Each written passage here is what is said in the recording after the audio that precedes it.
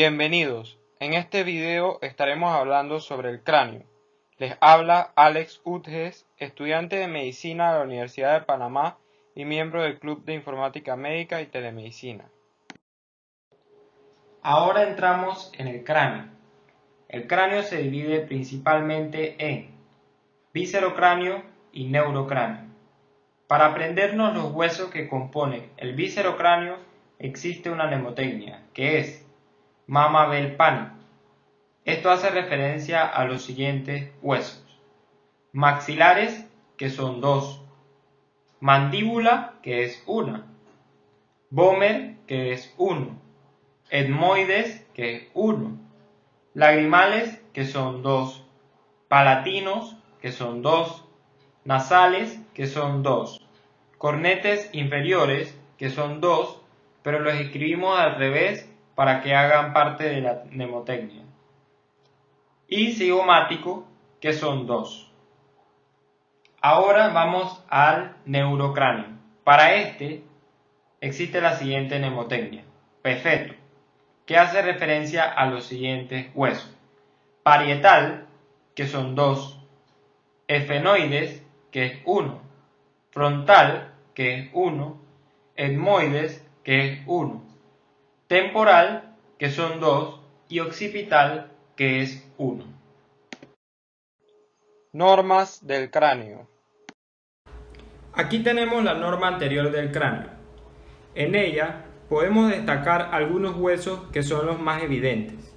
Tenemos el hueso frontal, los huesos cigomáticos, los huesos maxilares, y entre ellos tenemos estos dos pequeños que son los huesos nasales, y más abajo la mandíbula. Ahora tenemos unas aperturas importantes: la órbita, y dentro de ella tenemos otros huesos como el esfenoides, que esta corresponde a su ala mayor. Luego tenemos la fisura orbitaria superior, y por detrás de ella, más arriba, tenemos el ala menor del esfenoides.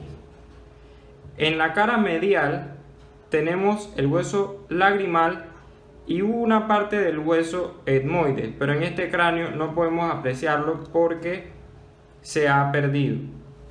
También tenemos la apertura piriforme, y en el medio de ella tendríamos la lámina perpendicular del etmoides y más abajo el vomer, pero en este cráneo tampoco lo vemos. Aquí también tendríamos el cornete inferior, que es un hueso separado, a diferencia de los cornetes superior y medio, que corresponden al etmoides.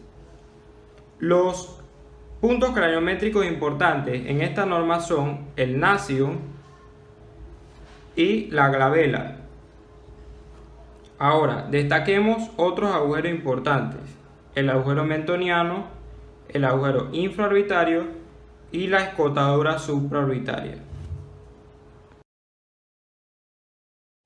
Veamos ahora la norma lateral del cráneo. En ella podemos destacar los siguientes huesos: el hueso frontal, el hueso parietal, que hay uno de cada lado, el hueso occipital, hueso temporal, que hay uno de cada lado, los huesos cigomáticos, el ala mayor del esfenoides, hueso maxilar, que hay uno contralateral, huesos nasales, que también son 2, y la mandíbula. Veamos ahora las suturas importantes en esta norma. Tenemos la sutura coronal, la sutura escamosa, y vemos apenas la sutura lambdoidea. Veamos ahora los puntos craniométricos importantes. Tenemos el terion, esta estructura que se forma aquí, y el asterion. Los accidentes óseos que más nos importan en esta norma son el arco cigomático, que se forma por la apófisis cigomática del temporal y por la apófisis temporal del cigomático. En el temporal también podemos destacar la apófisis mastoides, el meato auditivo externo, y aquí más inferior tendríamos la apófisis estiloides. En la norma posterior del cráneo destacaremos los siguientes huesos: los huesos parietales, el hueso occipital y apenas se ve la apófisis mastoide de los huesos temporales. Las suturas importantes son la sutura sagital y la sutura lambdoidea, y donde ellas dos se unen se llama lambda. En el hueso occipital vemos esta saliente a la que se le denomina protuberancia occipital externa, y este punto, que es el que más sobresale, se llama inion. La norma inferior del cráneo se compone de los siguientes huesos: los huesos maxilares, y en la parte más posterior tenemos entonces los huesos palatinos, que hay uno de cada lado. Tenemos hacia los lados los huesos cigomáticos, tendríamos más atrás el hueso temporal. Esto que se ve en el fondo sería el hueso esfenoides, y hacia el centro aquí vendría el vómer, pero no lo tenemos. Entonces en la parte posterior tenemos el hueso occipital. Destaquemos estructuras importantes en esta norma: la espina nasal posterior, las apófisis pterigoides del hueso esfenoides, el arco cigomático, que en esta norma se ve un poco mejor. Tenemos los cóndilos del occipital, las apófisis mastoides, y más adelante tendríamos la apófisis estiloides, que no se ve. Y el agujero este grande corresponde al agujero magno. En la norma superior del cráneo podemos destacar los siguientes huesos: el hueso frontal, los dos huesos parietales y el hueso occipital. Las suturas importantes son la sutura coronal, la sutura sagital y la sutura lambdoidea. Los puntos craniométricos importantes en esta norma son bregma y lambda. Además, el punto que más sobresale en esta norma hacia la parte superior es el vértex. Si retiramos la norma superior, a la que denominamos calota, tenemos entonces la base del cráneo. En la base del cráneo tenemos tres fosas: la fosa craneal anterior, la fosa craneal media y la fosa craneal posterior. Veamos cada una de las fosas craneales. La primera es la fosa craneal anterior. Los huesos que la componen son el verde, el frontal; el azul, el etmoides; y el naranja, el esfenoides. Veamos ahora agujeros importantes en esta fosa. Tenemos el agujero ciego, que es parte del hueso frontal. Ahora nos movemos al etmoides. En el centro tiene una elevación a la que denominamos crista galli, y a los lados están los orificios de la lámina cribiforme. Tenemos también el agujero etmoidal anterior, y si hay anterior, hay agujero etmoidal posterior. Luego, en el esfenoides, la parte que está en el centro es el yugo del esfenoides y el cuerpo del esfenoides. Hacia los lados tendríamos entonces el ala menor del esfenoides.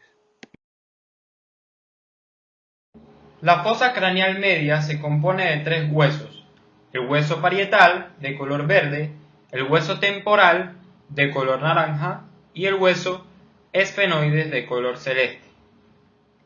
Cabe destacar que el hueso temporal tiene dos porciones: una porción escamosa, que es más lateral, y una porción petrosa, que es más medial y más accidentada. Ahora vamos a destacar estructuras importantes en esta fosa. La primera, el agujero óptico; luego la fisura orbitaria superior, que veremos mejor en la órbita; el agujero redondo, el agujero oval, el agujero espinoso, el agujero rasgado o rasgado anterior, y nos movemos entonces del lado izquierdo: la apófisis clinoide anterior, y si hay anterior debe haber unas posteriores. Además, entre estas dos se encuentra una estructura importante a la que se le denomina silla turca. En esta descansa la hipófisis y más arriba hay un surco al cual se le denomina surco prequiasmático. La fosa craneal posterior se compone de tres huesos: el hueso parietal en verde, el hueso temporal, su porción petrosa en celeste, y el hueso occipital en naranja.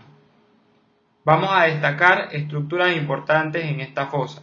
La primera, el agujero auditivo interno en la porción petrosa del hueso temporal. Luego, más abajo, tenemos el agujero yugular entre la porción petrosa del hueso temporal y el occipital. A este agujero también se le puede llamar agujero rasgado posterior. En el hueso occipital tenemos el conducto del hipogloso. Más abajo observamos un surco que es por donde pasa el seno transverso, por lo que se llama surco para el seno transverso. En la parte posterior vemos la protuberancia occipital interna. Y una cosa muy evidente en esta fosa es el agujero magno. Más adelante del agujero magno vemos una depresión a la que se le denomina clivus. Al retirar la norma superior del cráneo, lo que vamos a obtener es la calota. Al verla desde su parte interna, vemos el surco para el seno sagital superior y hacia los lados vemos unas depresiones a las que llamaremos fositas granulares. En ella podemos ver el hueso frontal, los dos huesos parietales y el hueso occipital, y también vemos las suturas, la sutura coronal, la sutura sagital y la sutura lambdoidea.